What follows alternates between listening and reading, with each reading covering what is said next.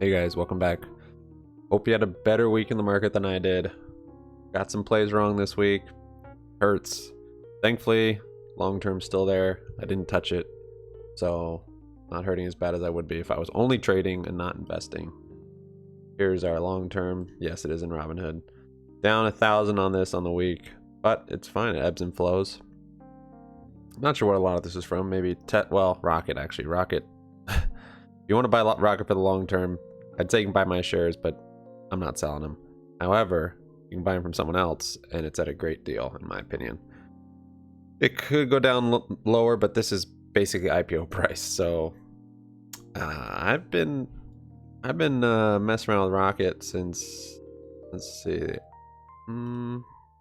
yeah. So okay, yeah. So I got in Rocket like somewhere around here, like 28. Oh, there you go. Average cost 20.31. I actually got in higher initially, just before earnings, which you never want to do if you're going long. I mean, if you're trading, you think it's going to be good, whatever, do options or trade it. I was buying it for my long term. I was throwing money around, and I was like, oh, I love this. I'm going to put it in before earnings. The earnings are going to kill it, I'm sure, based on nothing. Put it in and dumped. And since it is in my long term and I have discipline, yeah, I didn't sell it. I just held it. So I bought in right here. It dumped. I kept adding to it as it dropped and dropped and dropped. And actually me averaging down got my cost down to 28. So yeah, we're ways off my average price. But if you look, I'll even show you on this little chart.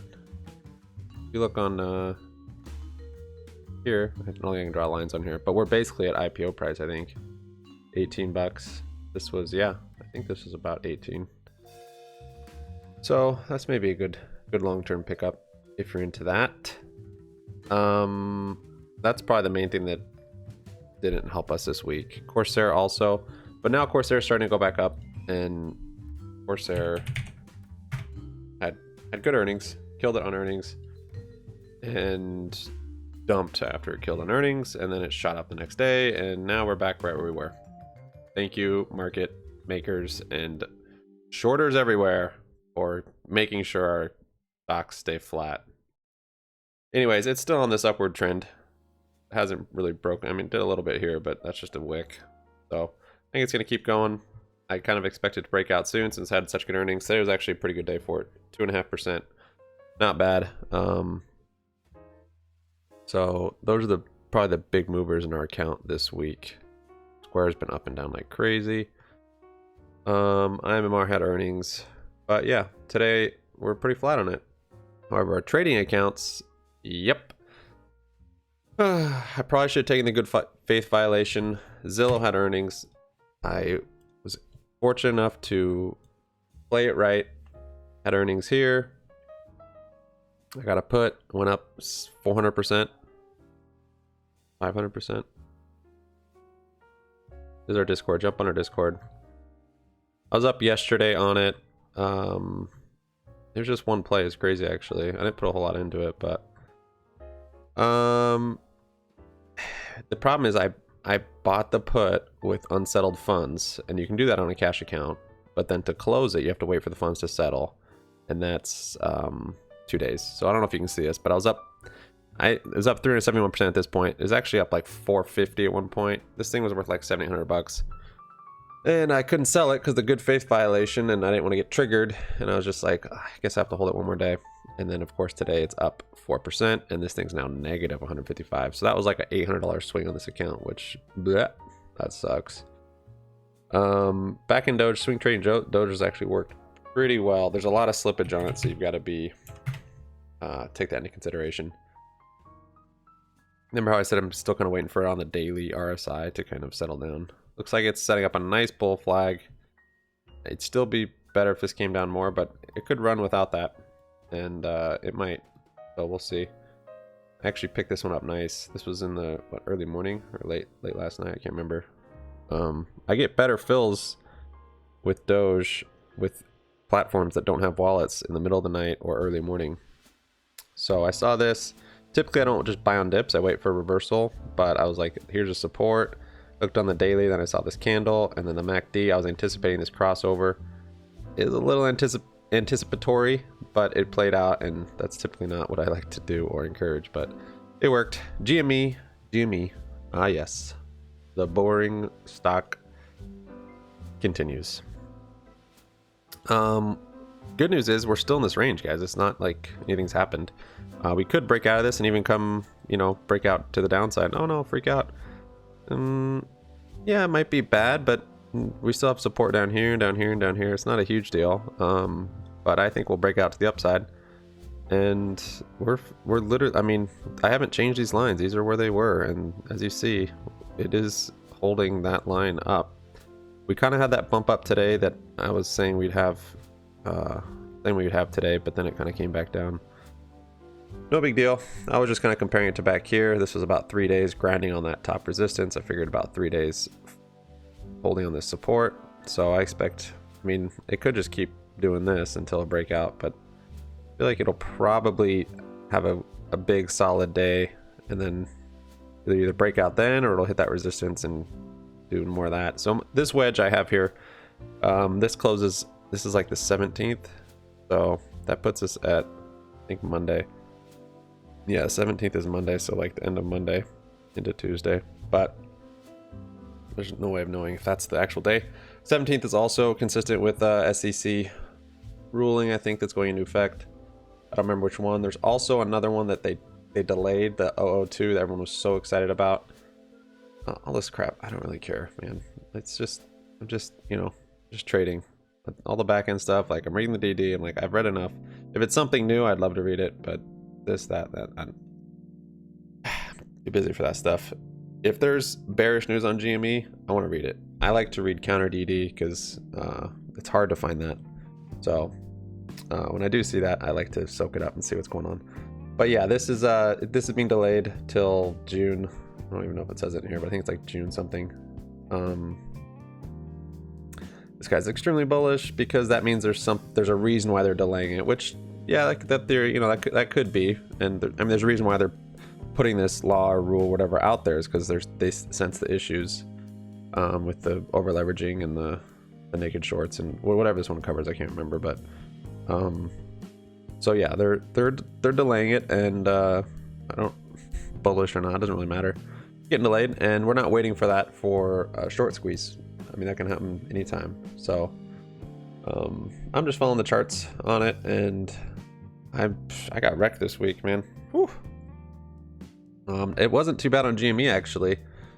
I definitely lost some on GME, but well, part of the reason, so this is part of my conviction on GME is this is a very small part, but I do want to mention it on so I had credit spreads on it, and when I've had them on Robinhood before, sometimes if they're in the money, they'll close them out automatically just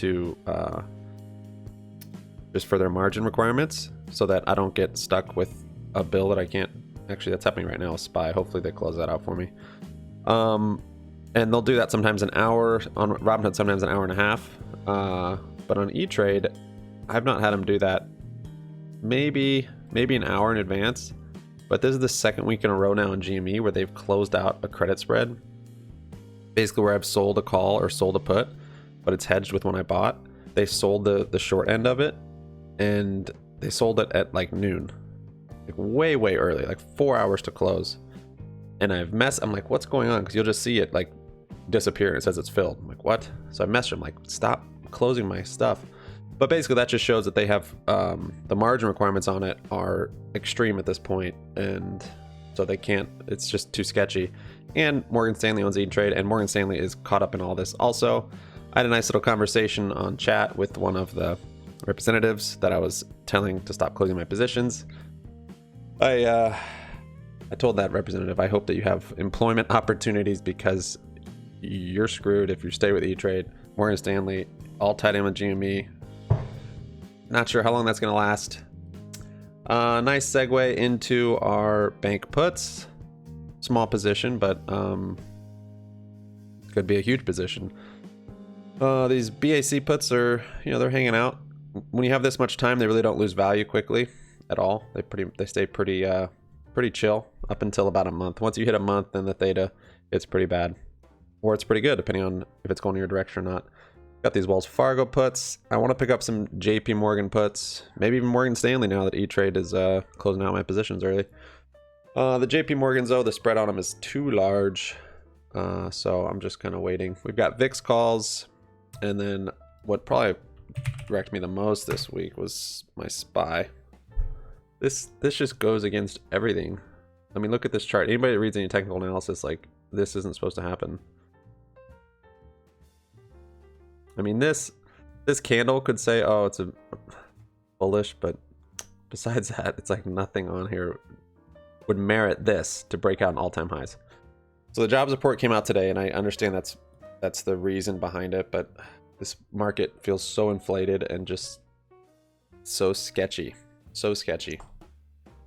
And but that's why you trade with momentum and don't try and predict it. And I got screwed this week from it. These credit spreads, these SPY puts, yep, they all went to crap. So I don't know. Lots and lots. Yeah, I've got UVXY. This account turning so bearish. The longer we go, the more bearish it turns. And then of course my Corsair and Rocket calls, you know, they're just jacked. So that's that account. I mean, a lot of this account is actually these Airbnb shares. So these are down like $2 grand, I think, this week. Airbnb is taking a dump with a lot of the other stuff.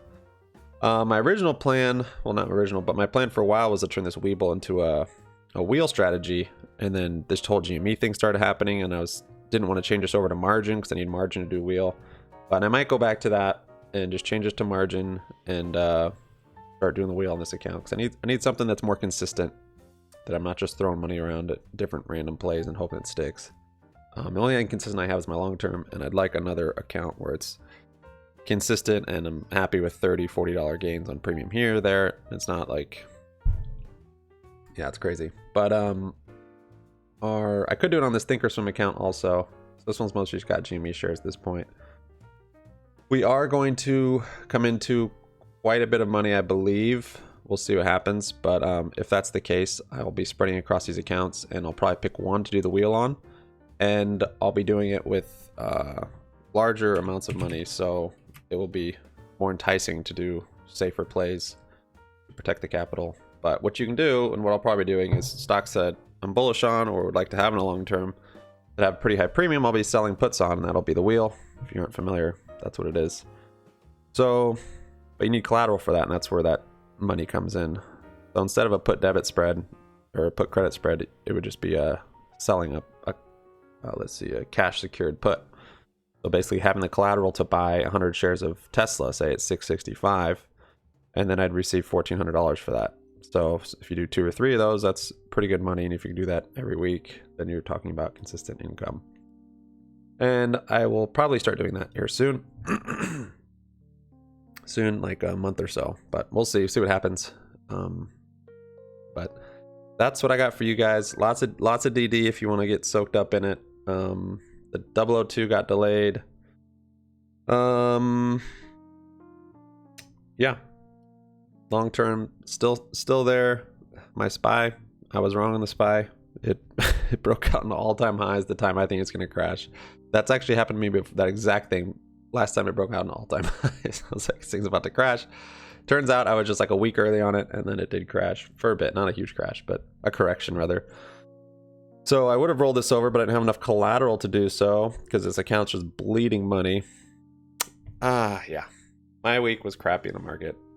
So hopefully GME will bring it back next week.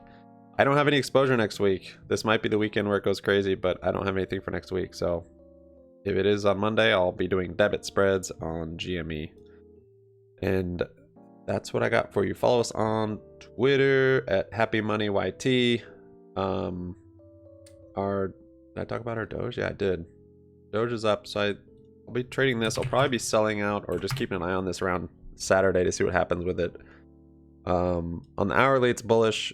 It's kind of consolidating here. It needs to break above that resistance and then that one, and then we'll see if it can get up here, and if it can keep breaking through these resistances, that's definitely good. On the daily, it's overbought, but it's setting up this bull flag. So we'll see what happens on Saturday. This thing might have some huge swings. And yeah, I'm trading on Webull. So there's slippage there, and I know you're not getting actual Dogecoin, which doesn't really matter to me since I don't understand it anyways. It means nothing. There's numbers on the screen. Jump on our Discord if you have it, and you can share in all the loss porn that I share on here. And thank you guys so much for watching. Sub up, like up, comment down. Happy money sticks around. We will see you on Monday unless some crazy news comes out. And if you made it this far in the video, type